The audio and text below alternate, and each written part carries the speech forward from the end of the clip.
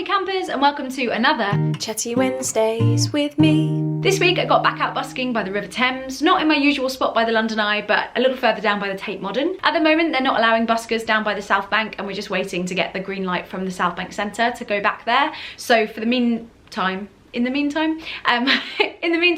playing on an unlicensed pitch just a little bit further down the river at the Tate Modern Art Gallery. If you follow me on any other social media, you might know that I went out busking on Saturday and unfortunately on the cycle home, a little bag fell off the back of my trailer and it had my mic in it, all my leads and my cables and this vocal pedal that I really like to add a bit of reverb to my sound. So I was really gutted about that. It was a bit of a kicker. Luckily, I live with a fellow musician. My fiance is a musician as well. So I can borrow his microphone, all his leads and cables I've just commandeered for the time being, and then I'm just waiting to see if my bag turns up or if I need to order all new stuff. So I did a little post on Twitter and Instagram about it, just in case it did turn up, in case somebody maybe found it around that area and was trying to return it to its rightful owner. I just thought, in the hope, I'll put this message out. And I had such a lovely response from people. Honestly, people were so kind and lovely. I had messages from people who were concerned about whether or not I'd be able to keep busking, if they could help in any way, other musicians offering to send me microphones, send me leads, send me cables and stuff. Everyone was just rallied around and was just so generous and so kind and so comforting, and it was just really nice to know that I have that kind of support network of people who really care about me and want me to be able to get back out busking. I also had a couple of questions about how this could have happened. How did this fall off the back of your bike? And I realised I haven't done an update in a while, I guess, about how I go to my busking pitches, and I do cycle there. I put all my stuff on the back of a trailer, and I wanted to give you a little tour of my bike and my trailer. So this is my bike, as you know and love her. Her name's Phoebe, the bike. And if you've watched any of my videos before, you might know that I cycle to my busking pitch and I strap all of my equipment on a trailer on the back of my bike. So here it is, my guitar, my mic stand, I've got my amp just down here. And then this is a suitcase of CDs, and then this here on top is a bag where I keep all my leads.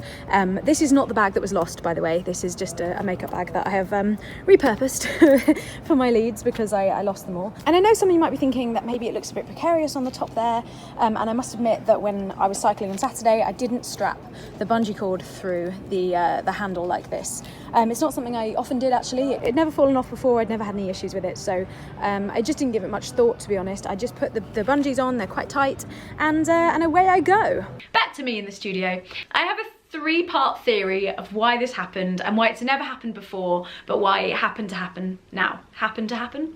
And as I was kind of playing it over and over in my head, as you do, I think when you lose something, you kind of go over and over it in your head about how this could have happened. And I've come down to a theory. There are three elements at play, and all three of those elements can be traced back to COVID-19 and the pandemic. So all I'm going to say is it's the pandemic's fault that my bag got lost. Okay? Element one. I used to keep my cables in a pink bag, which got very dirty, and for ages and ages I've been saying I need to get a new bag because this is really dirty and it looks really grimy, and I wanted to look nice. But I never found the time. I was always so busy with busking that I never really stopped, and it just kind of never got to a point where I replaced that bag. But then during the lockdown I had a bit of extra time and I managed to replace that bag. So I got a new bag for my leads, and I was really pleased with it because it was a little bit bigger than the old bag, and I realised that I could fit some more stuff in it. I thought it would make more sense to put all of these things together in one. So I was really excited about my new bag because I could fit everything in that one thing. But what I hadn't really considered is that would make that bag a little bit heavier and more likely maybe to fall off when I was going at speed down on my bike. Element number two. During the lockdown, I became a lot more confident as a cyclist because I've always been a little bit anxious on the roads. But during lockdown, I was going out all the time and cycling around, and I just got much more confident because the roads were much quieter. So I was able to grow my confidence as a cyclist because of the lockdown. As my confidence grew, I realised that my seat was sitting a little bit low. So I moved my bike seat up, and in doing so, I also moved up the connection where my trailer clips onto my bike. And obviously doing this has meant that the angle of my trailer has slightly changed. It used to sit quite flat and now it's slightly leaning upwards, which means that the slightly heavier bag that we talked about is now also at a bit more of an angle and much more likely to slip off the back of the trailer. And element number three, as I said, I'm not busking by the London Eye because the South Bank Centre is waiting for more restrictions to lift before they allow the buskers to come back. And so I'm performing at the Tate Modern, which is a much further cycle than just to Waterloo.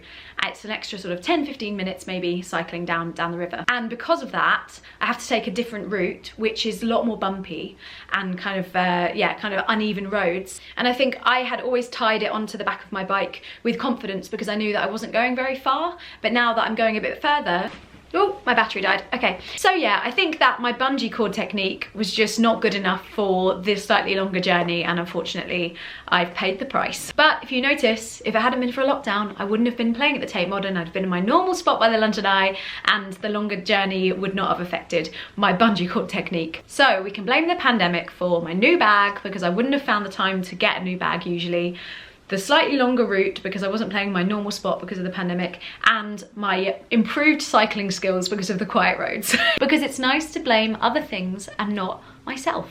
I just wanted to make a video because this has reminded me that I haven't really updated you in a while about my busking setup and how I travel to my pitch, and I'm back to cycling now and I'm really enjoying that despite this slight setback. And I also wanted to just say thank you so much to everyone who sent me a message, who shared my post about the missing bag to try and get the word out in case anyone has picked it up and is still trying to return it to me. And also I want to do a shout out and a huge thank you to people who follow me on Twitch. Obviously I lost my bag on Saturday night, and on Sunday night I did a little fundraiser on Twitch hoping I could just get some of the money together so that I can justify buying a new mic and a new pedal and new leads, and my Twitch followers just completely smashed through that target and we raised over £300. It's just such a weight off my shoulders to be able to just buy a new microphone and not have to keep borrowing Connor's, because I'm a professional musician, I should have my own microphone. So it's just really nice to be able to make that purchase without a worry, and I'm so grateful to all of you who have tipped me on that night and who have supported me, to be honest, through the whole pandemic. It was so kind and so generous. I want to say a huge thank you to the people who helped me reach that target: Graham, Dave, Peter, Saskia, Sally, John, Kim John Hill, I wrote your names down so I didn't forget, Ian, Mo, Paul, Steve, Ross, Thomas, Jeff.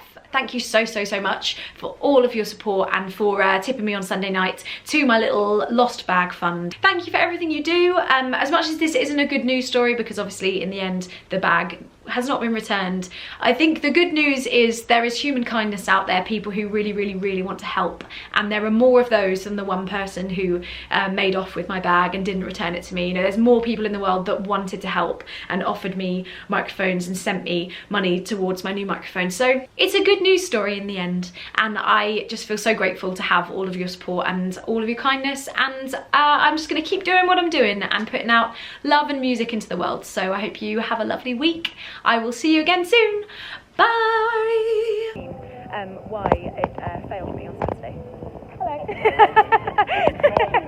You look lovely.